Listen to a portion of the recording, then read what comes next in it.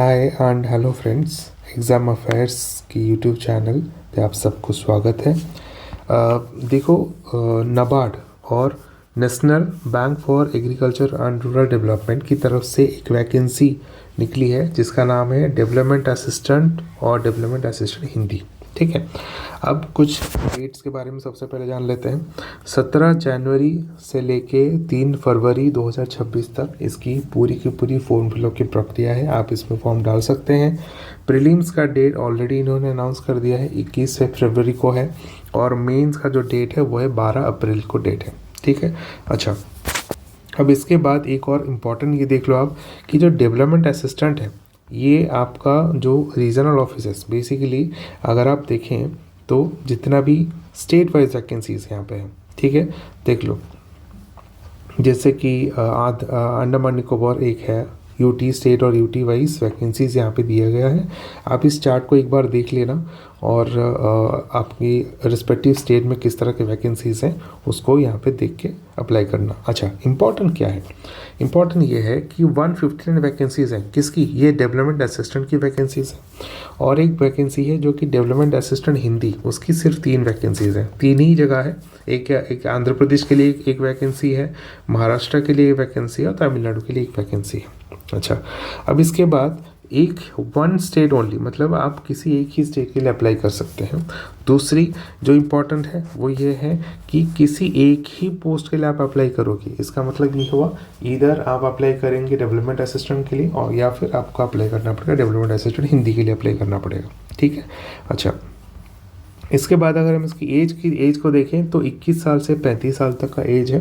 तो इसका मतलब जिनको 35 साल भी नहीं हो वो अप्लाई भी कर सकते हैं। ठीक है, और हाँ, अपने रेस्पेक्टिव स्टेट के हिसाब से अप्लाई करना, क्योंकि एक ही स्टेट के लिए अप्लाई करने को बोला गया है। अच्छा, डेवलपमेंट असिस्टेंट अगर आप अप्लाई करना चाहते हैं तो आप इसमें जो इसकी जो एजुकेशन क्वालिफिकेशन है, देखो एजुकेशन का जो क्वालिफिकेशन है वो है कि बैचलर्स डिग्री होना चाहिए, 50% मार्क एग्रीगेट, साथ ही साथ आपको knowledge of word processing on PC ये होनी चाहिए।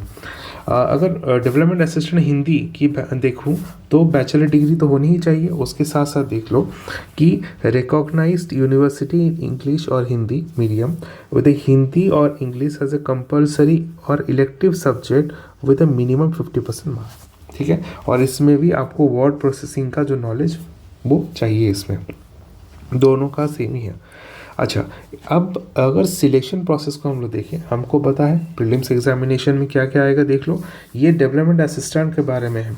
ठीक है, अगर हम डीए के बारे में बात करें, डेवलपमेंट असिस्टेंट इंग्लिश लैंग्वेज है आपका प्रीलिम पेपर में, न्यूमेरिकल एबिलिटी है, रीजनिंग है, 100 क्वेश्चंस आएगा, मैक्सिमम मार्क्स भी 100 है, मतलब 100 मार्क है, और 1 घंटे का पेपर है। ठीक है, अच्छा, और डेवलपमेंट असिस्टेंट का अगर मेन एग्ज़ाम देखो तो यहाँ पे रीजनिंग एक है, क्वांटिटेटिव एप्टीट्यूड है, साथ ही साथ जनरल अवेयरनेस है, लेकिन उसका कुछ स्पेशल टॉपिक्स दिया गया है, जैसे कि एग्रीकल्चर के बारे में आपको थोड़ा पढ़ना पड़ेगा, रूरल डेवलपमेंट के बारे में पढ़ना पड़ेगा, बैंकिंग के बारे में पढ़ना पड़ेगा।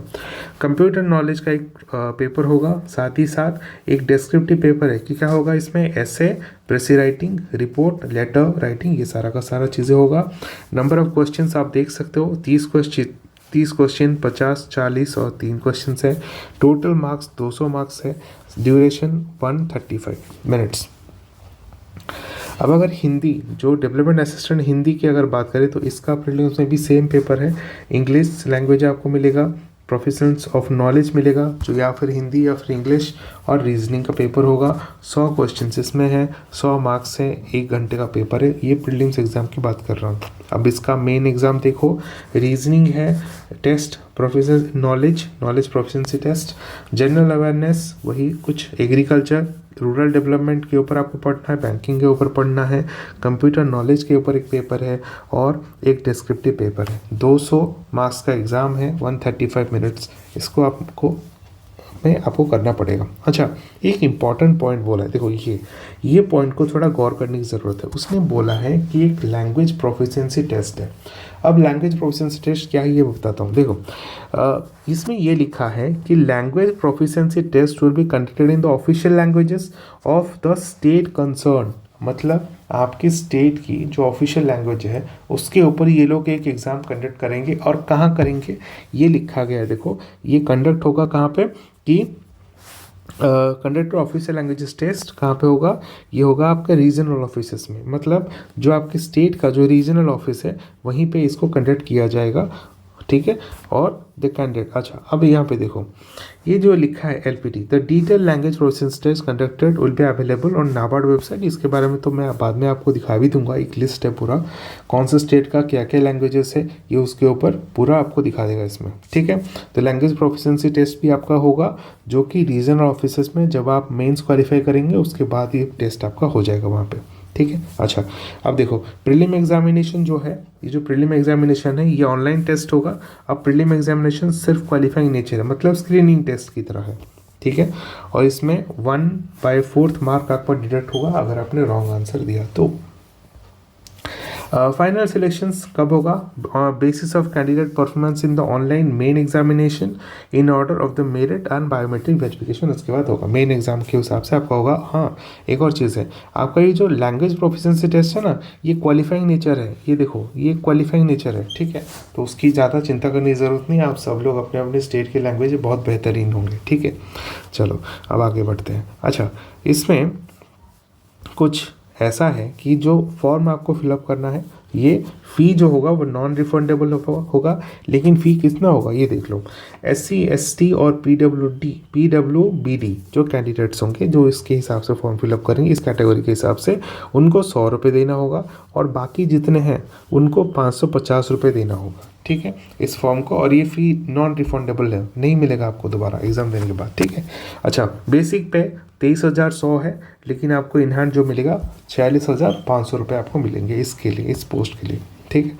अब आप अप्लाई कैसे करोगे वो आप एक बार जाके नोटिफिकेशन से ही पढ़ सकते हो, ठीक है। अच्छा इसमें जो मैंने कहा था ना ऑफिशियल लैंग्वेजेस की बात करी गई थी, ये देख लो आपके स्टेट के हिसाब से आप सबका ऑफिशियल लैंग्वेजेस यहाँ पे दे दिया गया है और इसी लैंग्वेज के हिसाब से आपका एग्ज़ाम होगा, ठीक है।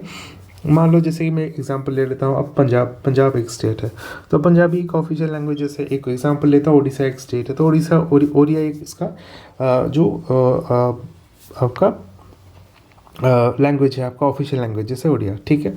अच्छा अब इसमें एक और चीज़ है जो रीजनल ऑफिसेस की बात की गई थी मैंने, ठीक है ना, तो वो कौन सा ऑफिसेस में यहाँ पे सिटी नाम दे दिया गया, स्टेट के हिसाब से ऑफिसेस का नाम भी दिया गया है, साथ ही साथ सिटी का नेम भी दे दिया गया है इसमें, ठीक है। प्रीलिम एग्जामिनेशन कहाँ पे होगा वो उसका फेज़ है यहाँ पे लिखा है और ये वेन्यूज़ है मतलब कौन से स्टेट में कुछ सिटी स्टेट के हिसाब से कुछ सिटियों को तय कर दिया गया है वहीं पे होगा प्रीलिम एग्जामिनेशन, ठीक है। उसके बाद देख लो उसके बाद जो मेन एग्जामिनेशन है उसका भी एक लिस्ट यहाँ पे दे दिया गया है जहाँ पे कि फेज़ 2 यहाँ पे वेन्यूज़ दे दिए गए हैं फेज़ 2 मेंस एग्जामिनेशन का अपने स्टेट के हिसाब से। इस लिस्ट को भी आप एक बार देख लेना अच्छे से, ठीक है ओके।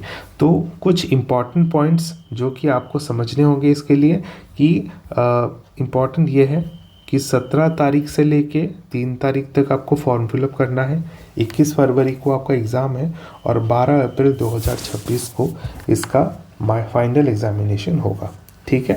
आप सब इस फॉर्म को फिलअप कीजिए और इसके लिए तैयार रहिए। All the best.